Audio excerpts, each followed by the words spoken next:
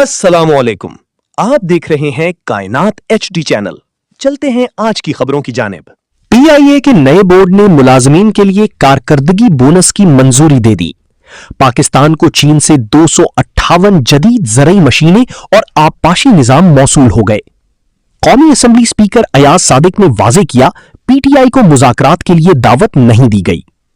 Iran ने अमरीकी दबाव के सामने झुकने से इनकार करते हुए फौजी सलाहियतें बरकरार रखने का ऐलान किया। आबनाए हुर्मुज पर मुमकिना मुआहदे की कोशिशें जारी, अमरीका को जल्द डील की उम्मीद है। ईरान में जंग के दौरान तबाह होने वाले अमरीकी तैयारों की बाकियात पर मुश्तमिल जंगी म्यूजियम तवज्जो का मरकज बन गया। पाकिस्तान में 2000 मेगावाट बिजली को बिटकॉइन माइनिंग और AI डेटा सेंटर्स के लिए मुख्तस करने के मंसूबे पर बहस जारी। मौसम का हाल। महकमा मौसमियात के मुताबिक मुल्क के बेशतर इलाकों में आज मौसम गर्म और मरतूब, बालाई इलाकों में बारिश और गरज चमक का इम्कान।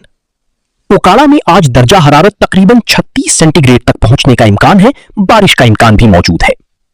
क्रिकेट की खबरें। पाकिस्तान क्रिकेट बोर्ड ने 2026-27 नेशनल चैंपियंस कप के लिए मैच ऑफिशियल्स पैनल का ऐलान कर दिया। बांग्लादेश ने शकीबुल हसन की कौमी टीम में वापसी के इम्कानात मुस्तरद कर दिए। ये थीं अब तक की अहम खबरें।